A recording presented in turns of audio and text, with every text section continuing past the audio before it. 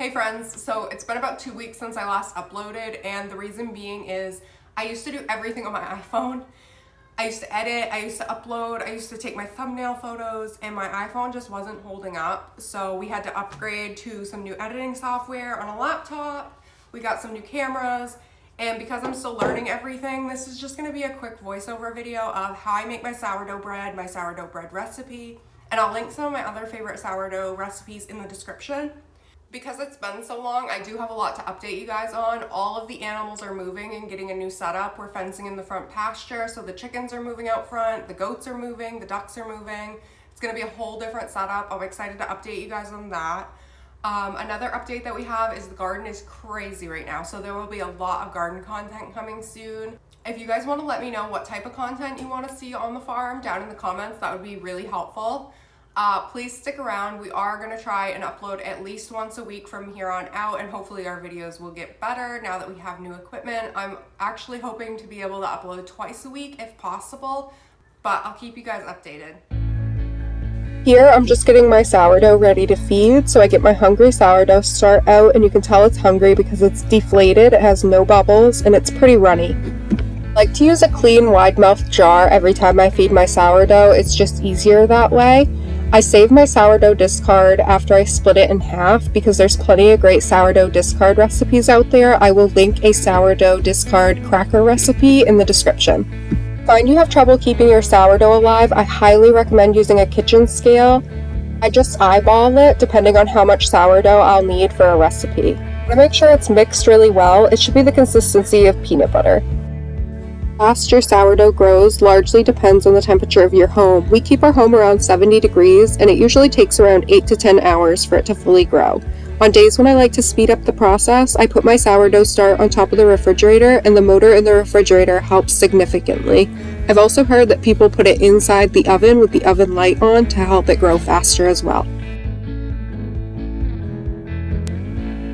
This is my go-to sourdough bread recipe, and I've listed all the ingredients as well as the weights on the screen.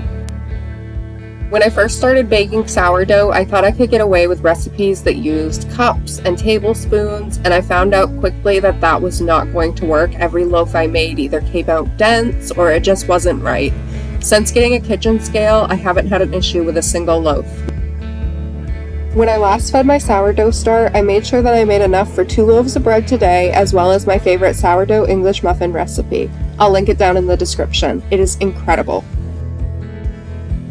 How hungry your sourdough start is will depend on how sour your loaf is. So if your sourdough start is really runny and hungry, it'll be more sour than if it's very bubbly and full. I would describe the dough as dry but sticky, but don't add water. If you followed the recipe, it'll turn out perfect, I promise.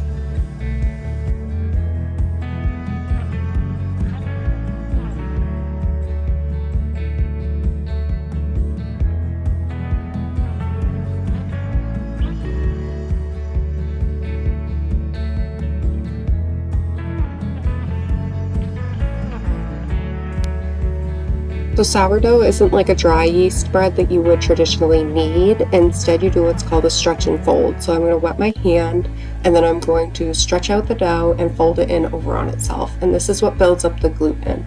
You'll want to play around with this because depending on how you like your sourdough will depend on how many stretch and folds you do. Some people only do 2. I find I get the best results when I do 4. I do my stretch and folds in 15-minute increments over the next hour or so. As you can see at the end, I like to fold it over on itself just a couple more times. Now it's time for it to sit in proof, and you'll want to play around with this. You'll get to the point where you know when it's a certain size that it's ready to bake with, but you don't want it to overproof or underproof. This is another factor that's largely dependent on the temperature inside your home. Your first couple loaves, you may want to play with the temperature. Some recipes call for 450, some recipes call for 500. With my oven, I find that 475 is perfect, but I preheat my cast iron and oven at 500 to begin with. Then when I put my loaf in, I turn it down to 475. This will be the final stretch and fold here. My Dutch oven preheats, I'll do the final stretch and fold and shape my loaf.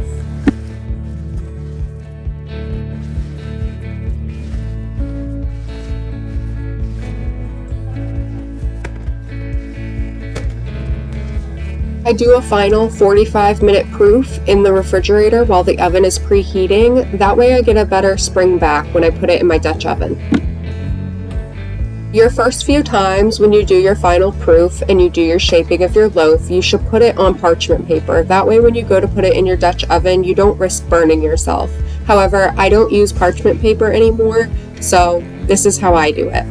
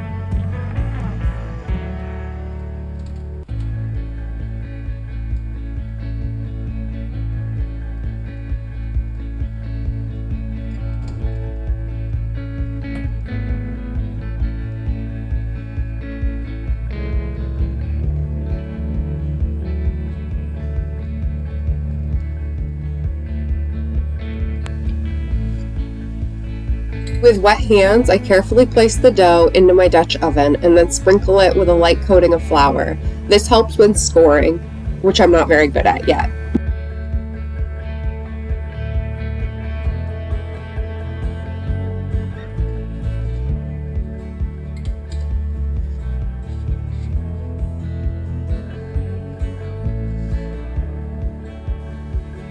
This is the tool that I use to score my bread.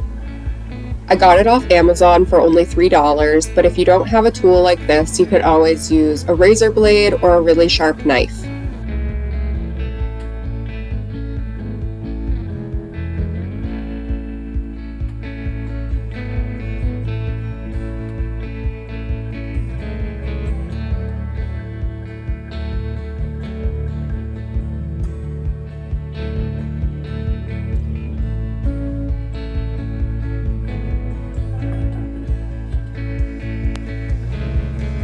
This is where I turn the temperature to 475.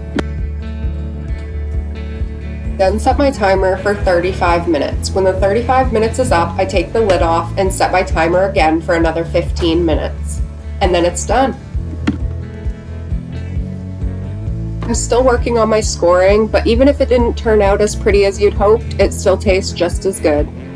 Thank you guys for watching, and don't forget to subscribe so you can keep updated with all the big changes coming on the farm.